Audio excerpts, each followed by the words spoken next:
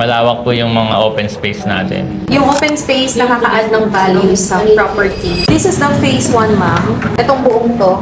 Ito yung entrada, 20 meters wide po yan. Pero yung main road natin, 15 meters po. Sa batas natin, ang required lang talaga sa main road is up to 12 meters wide. Pero kay Sentro, it's 15 meters. This is the sales office.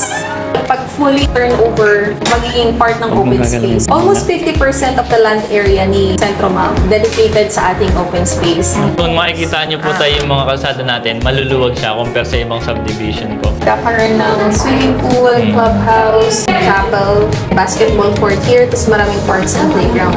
Malawak po yung mga open space natin.